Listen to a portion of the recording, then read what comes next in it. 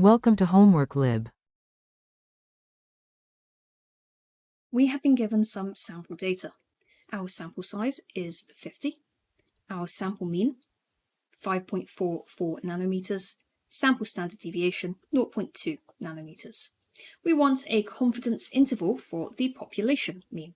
The formula is x bar, point estimate, sample mean, plus minus the margin of error, ts over root n.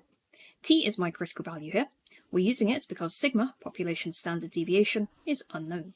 If I knew sigma, I would be using z instead. We have most of the information, we just need t.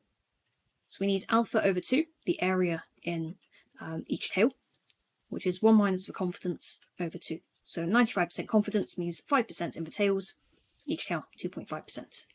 We also need the degrees of freedom, n minus 1. So that's 49. Put that into a t-value table, or software, to get the critical value, 2.010. Now let's use this formula. We have x bar plus minus, I'm going to calculate the error now, 2.01 multiplied by 0.2 over root 50. 0.0, let me check how many decimal places, 1,000, okay, 5, 7. If I subtract the error away from the point estimate, I get the lower bound, 5.383. If I add the error onto the point estimates, I get the upper bounds, 5.497. And there is our confidence interval. Okay, going to make a little bit more space for the next step.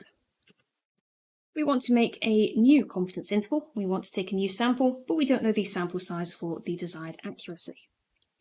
So I'm going to go back to this formula, and I'm going to set the error. This time I'm going to use z sigma over root n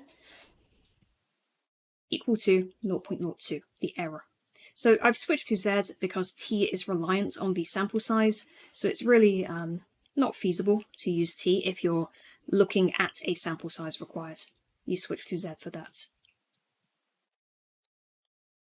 So now I want to find n such that this statement is true.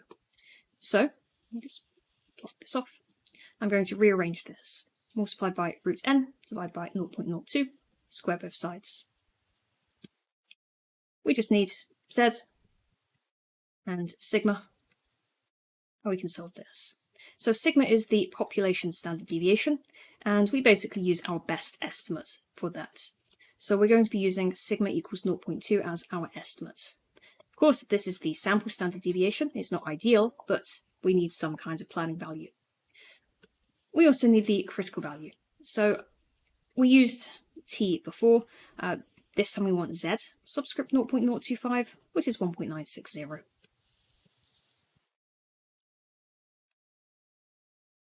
Okay, and let me calculate this. Square that. N is 384.16. Tempting to round that down, but we're going to round up to 385. Because if we round down, the error goes above 0.02, and we no longer have the desired accuracy. So we always round up for these questions.